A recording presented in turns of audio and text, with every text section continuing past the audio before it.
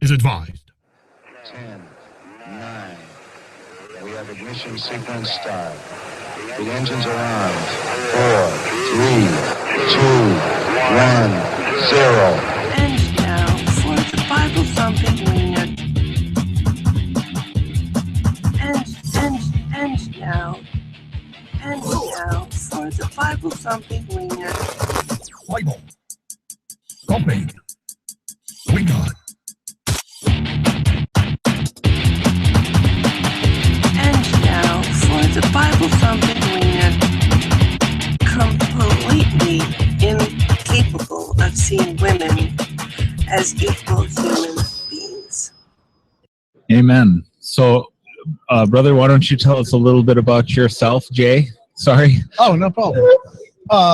I came to, it's interesting, I've been talking all day at the tables with people about this because one of the questions that comes up a lot when they come to the table is, I want to do something, but I don't know what that something is. And what I tell all of them is that the biggest lie in our culture today, I think, is that this issue is intractable, which means there's no movement on it, that everybody's either on one side or the other. Now, I stand as evidence against that because when I was younger, I was a pro-choice atheist. I was on the other side of this argument. And so I tell them the same thing. Everybody that asks me, what's the first thing that I ought to do? I say, you ought to find the resources to equip yourself to be able to answer this question. What are the unborn?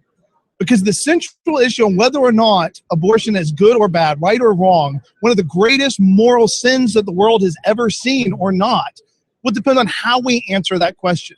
And so I answered that question long after I became a Christian and settled on the issue that I'd seen enough evidence that the unborn were fully human, that the science of embryology demonstrated that they were human beings, human life from the moment they came into existence, and that good philosophy teaches us that the intuition that we have that it's wrong to do something to another human being is grounded in the idea that human beings are the kind of thing that are valuable by virtue of what they are, not what other people think about them, not whether they're convenient or not what they role they play in society. It's what we are. And as Christians, we would understand that as the image bearers of God, that being the image bearers of God is what gives us value. And once I determined that that was the truth of the world that I lived in, that the unborn were fully valuable and that what we did to them was wrong, then I recognized on my own the requirement to take action in our culture, that you can't simultaneously hold the view that the unborn are fully human, to which we have obligations, the same basic duties and obligations that we have to any other human being, not the least of which is just to not kill them. And that we live in a world where they're being killed. In the United States now, we just got the most recent numbers, still hovering at nearly 1 million a year, right around that place, about 40 million a year worldwide. You live in that world and believe that they're human, then you are required to do something. Jay, we have a large audience that is unbelievers on our YouTube channel. This is not only going on our YouTube channel, it's going on our podcast feed where we have mostly Christians, but watching us within the next 24 hours of broadcasting this will be many atheists who will say, prove it. Prove that it's a human being. I mean, all the arguments of that you've ever heard. I mean, those are the ones that will be commented on this video. Okay. It'll be like it's what do they say? It's like a leech or a parasite or a growth. It's my body. I can do what I want. If it can't live on its own, then it's not a human. You've heard all the arguments, I'm sure. Yes. So to the skeptic who's watching, who first of all would say you were never an atheist, so that's another conversation we would love to have on this YouTube channel. But make your argument that baby after conception, at the moment of conception, has the same right as that mother. Well, it's a two-pronged argument. It begins first on identifying this unborn life, for the moment it comes into existence, scientifically speaking, as a human organism, that it's undoubtedly human. The science of embryology tells us that from the moment it comes into existence, as an embryo, as a zygote, we're talking about a whole, distinct, and living human organism. So at that moment of fertilization is the beginning of a new organism, and that organism is undoubtedly human. It is whole. It's not a part of something else because it doesn't serve the other organism, the mother's organism, in any capacity whatsoever. As a matter of fact, the very first thing that happens when it comes into existence is a glycoprotein shell called the zona pellucida hardens to defend itself from any other sperm getting into there, which would mess it up its development from the very beginning. It defends itself and cuts itself off from the other organism as its first action, is acting independently from the moment it comes into existence. So it's whole, it's distinct, it's not like any cell in the body of its mother and its father, and it's living. It meets every single requirement that you would need to be able to categorize something as a living organism, and things that meet far fewer requirements are argued all the time over whether or not they're human, like viruses or things like that. We can have protracted arguments of whether or not a virus is a living organism. That human life, from the moment it comes into existence, fulfills far more requirements, all of them, to be considered a whole, distinct, and living human organism. So scientifically speaking, there is no way around it. The second question will be a question of philosophy. I think I'll let you take home on that. Well, we, as Christians, argue that science tells us what the unborn is, but philosophy tells us how to value that living thing.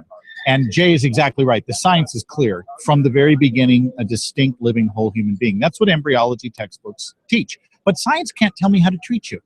Science can't say I shouldn't kick your shins right now while I'm talking to you doing this interview because I'd rather leave early and go get something to eat.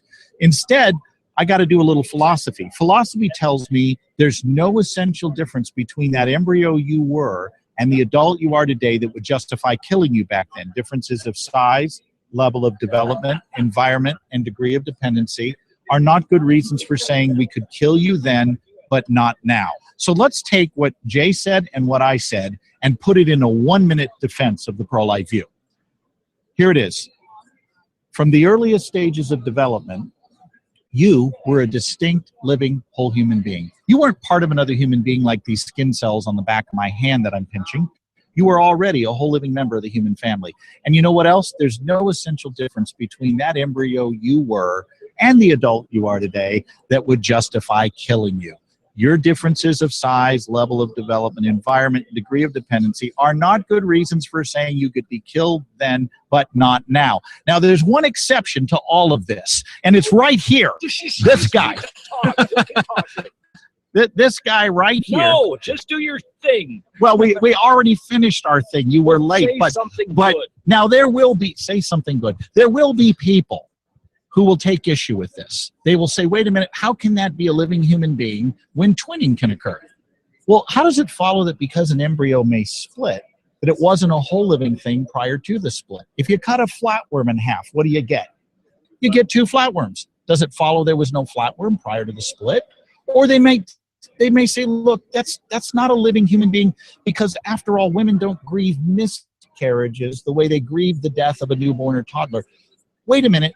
How does my feeling about something change what it is? If I learn that one of my own children died while I'm talking to you, I'm going to feel worse about that than hearing that 300 children died in India today, but it doesn't follow my own kid is more human and valuable than those 300. It just means I'm more emotionally attached to my own kid. Great argument. Great argument. You know, we tried to, for those of you who were watching on the video, we were just, Todd Friel came and he was trying to steal the show, and you know we tried to ignore him, and then he just came and took over. So you have to.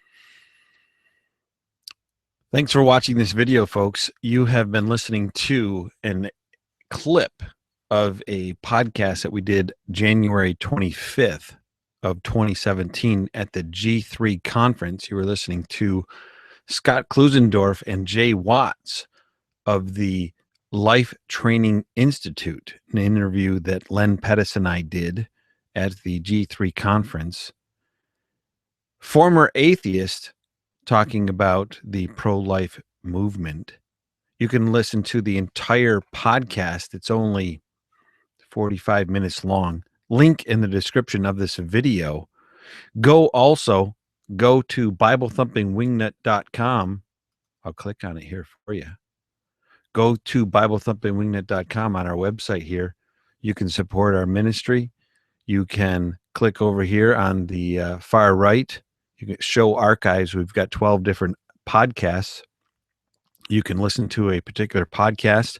You can listen to recent Let me highlight that for you. Recent podcast episodes. You can read most recent blog articles. We've got some featured blog articles. Woo, look at that as well. Support our ministry right here. Click on one of those things right there. Make Bible Thumping Wingnut continue to go around worldwide. Thanks for listening. And check out BibleThumpingWingnut.com. Tune in to Slick Answers every Sunday evening on this YouTube channel. Subscribe and stay tuned right here. Sound biblical teaching, BibleThumpingWingnut.com.